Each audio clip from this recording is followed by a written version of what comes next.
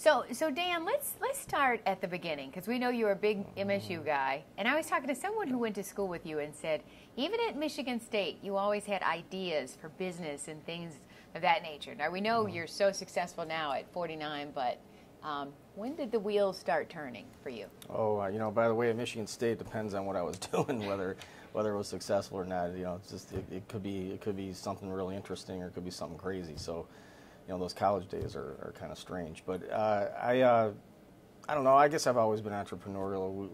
We used to have candy sales. We used to sell tools to used car lot mechanics, pots and pans. You used to go and sell these pots and pans to office buildings, actually. And you know, the assistants or secretaries would come out and we'd say, you know, feel the weight of the frying pan. And the frying pan had a lot of weight.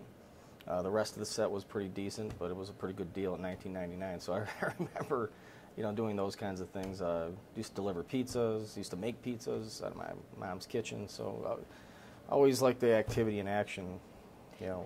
Now, where did that come from? Did that come from your parents? Did you always know you just wanted to run your own business, or? Yeah, I don't know where. You know, my dad had a bar in Detroit, a small bar here on 7 Mile and Woodward, actually. Oh. So I sort of grew up in the basement of his bar playing with his adding machine. My grandfather had a car wash, and they were both born and raised in Detroit. And so there's kind of a long history of Detroit and small businesses. And I was just fortunate to get a lot of good people around me and maybe grow it a little bit. Wow. So is that where your love of Detroit came from?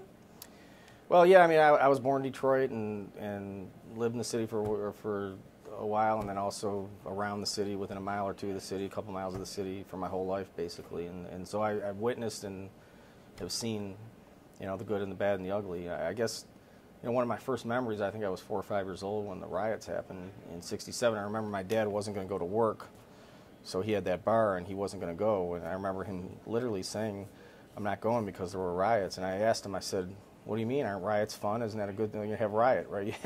You're having a riot." It was a fun thing, I thought.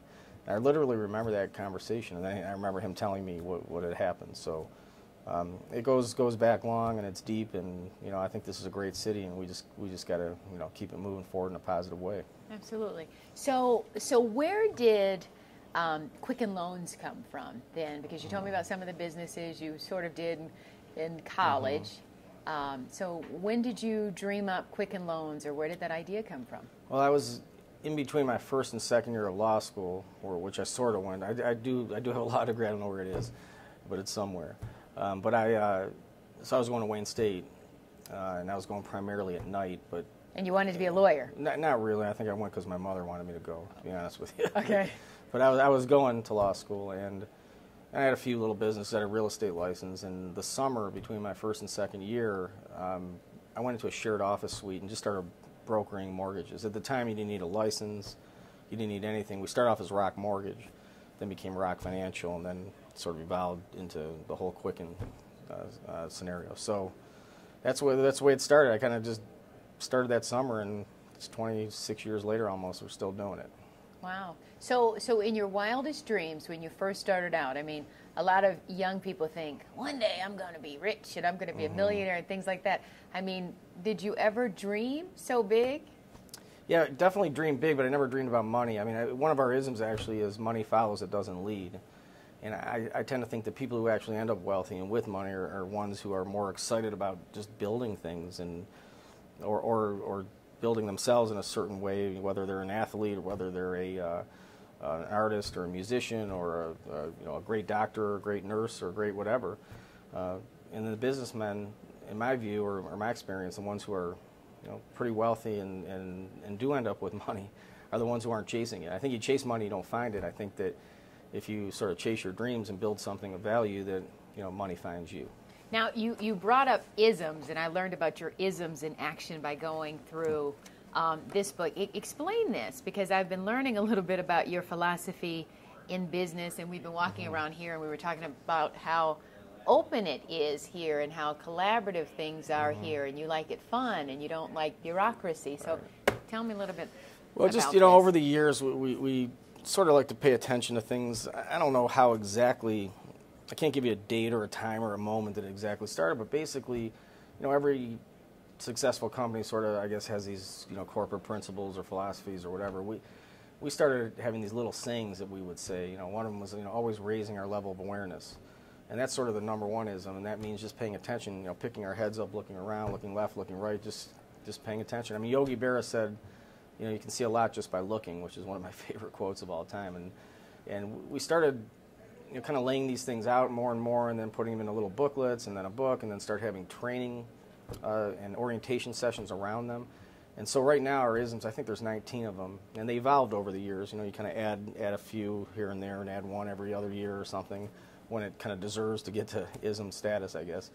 And they really are our foundation, our belief systems. It defines who we are. We tell everybody day one when they start, and I actually, myself and Bill Emerson, who's the CEO here, we actually take people for 8 or 9 hours their first day here through our isms in a fun way. And we, you know, have a lot of video and audio and exercises and things that we do, but we tell everybody who we are. We don't want to talk about what we do, because kind of what we do sits on top of who we are. So I think that if you define who you are as a company, as a nonprofit, as a church, as a whatever, then what you do becomes a lot easier. I think the problems become when people don't know who they are, organizations or entities don't know who they are. And so we really try to ingrain that in our folks from day one. Let's tell you who we are, and then your decisions will be a lot easier, because they'll be either in line with who we are or not. And so So if you had to pick an ism that's your most important or your favorite ism out of this book, which one would it be? Well, I think it's probably the first one that I mentioned just a couple minutes ago, you know, always raising our level of awareness. And what that really means is just paying attention, just getting everybody to pick their head up and look. It's sort of, if you think of an NBA, you know, guard dribbling the basketball, if he's looking down, you know, a lot of bad things are going to happen. The ball is going to get stolen. He's not going to be able to see the play to make the pass.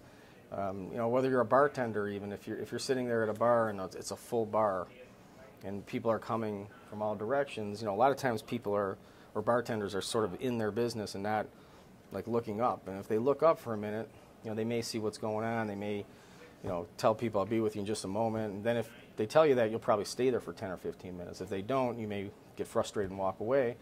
You also might start observing that maybe I should get another person to help me back here. And so we try to use these examples of just, you know, picking your head up versus being maybe in high cube, you know, dull gray walls of a corporate wasteland where your head's always down and you're not getting anywhere. You're just sort of maybe having the trains run a little bit but not improving things. So we try to really make sure that our 5,000 plus people, wherever they may be, are always at least spending some of their time, you know, looking to make things better versus just, you know, having the trains run that day.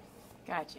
And it was your idea for the bright walls? And yeah, I mean, I think it's mine as well as a lot of others, because we've sort of evolved this over the last several offices we've been in, and I think each one became more and more bright and more lit up. I mean, it's just kind of light over darkness, you know, open versus closed. But I mean, it's not just light walls, but you have ping pong machines, you have slushy machines, you have free popcorn, all of that. Now, where'd that philosophy come from? You know, those are probably ideas that just a handful of people here or there may have just thrown out, and you know, the ping pong subcommittee approved it. And of course, you have the game committee.